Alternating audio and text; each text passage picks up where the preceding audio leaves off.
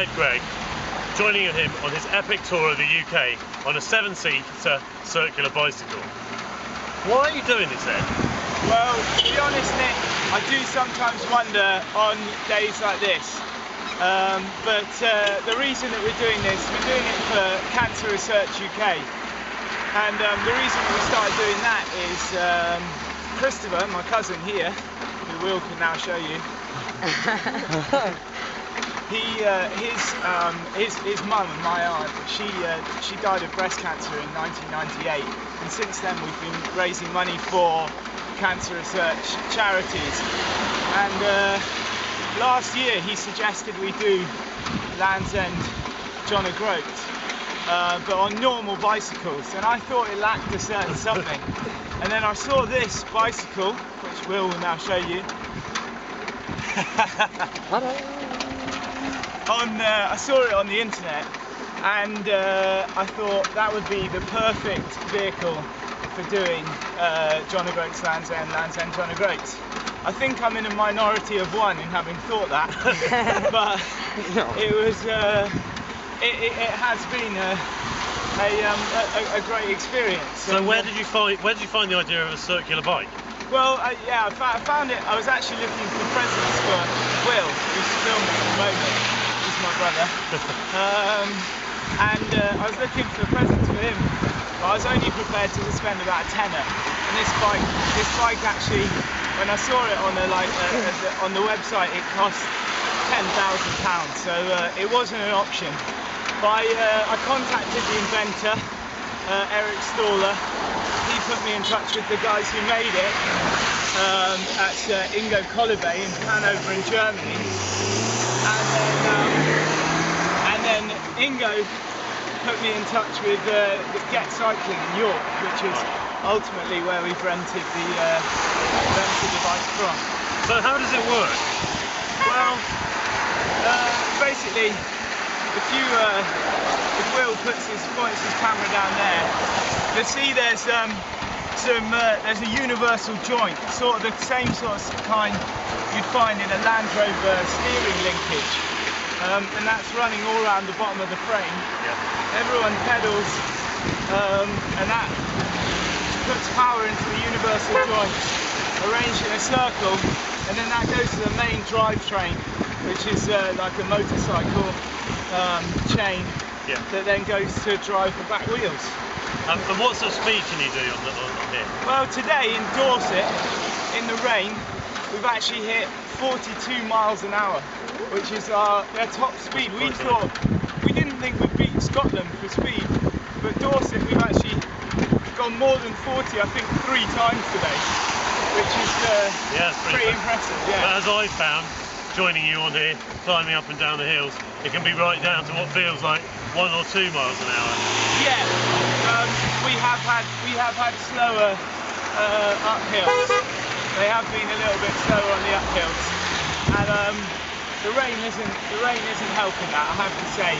Dorset has delivered on the hills. It has not delivered on the weather. No, for sure. Oh, mate, how far have you travelled with the bike? Well, we're going to have travelled about 1,200 miles when we reach Land's End. Not exactly sure how far we've travelled at the moment, because we went round Leighton Buzzard twice, and so we've actually added a little bit onto our plan. As the crow flies, that distance seems a lot longer than it would be from John O'Groat to Land's End. Yeah, absolutely. Well, the reason that we've taken a longer route is we've gone via the Cancer Research UK research centres along the way. We've visited 6 centres in Dundee, Newcastle, Manchester, Birmingham, London and Southampton. And the reason that we wanted to do that is because we didn't want it just to be a crazy challenge with the fundraising kind of tacked on. Yeah. We really wanted to raise awareness about the work that Cancer Research UK do, as well as raising money for it. Yeah, fantastic. So you've also broken a world record, I understand. Yeah, that's right. It will be the fastest ever end-to-end on a conference bike. Guinness very kindly defined a new category of vehicle, Manufacturers Conference bike for this very end-rank test. So it'll be the first ever world record that's been set on this bike. But it opens the door for people to do more stuff with this conference bike in the future. Fantastic. Probably not us, but other people. That's right. And has the weather been this bad all the way? No, in Scotland it was alright, I think. This has been the worst weather that we've had. Congratulations, Dorset. That's Devon. And Devon, alright, and Devon, yeah. Okay. There's been 3 of us going the whole way. Myself, Jack Cole, who's here, and then Ian Clegg, who's currently, is he asleep? No, he's driving the van. He's driving the van. And so we've had us 3 going the whole way, and then we've been joined by other people along the route. We've now had about 180 people, I think, taking part, and there'll probably be over 200 in total. So obviously you're from farming stock yourself. How much have you used the agricultural network across the UK to help you with this challenge? The agricultural network across the UK has been absolutely amazing. There's always very strong connections within the farming community, in this case the help has been absolutely invaluable. We've stayed in people's houses, we've stayed in their barns, camped in their fields.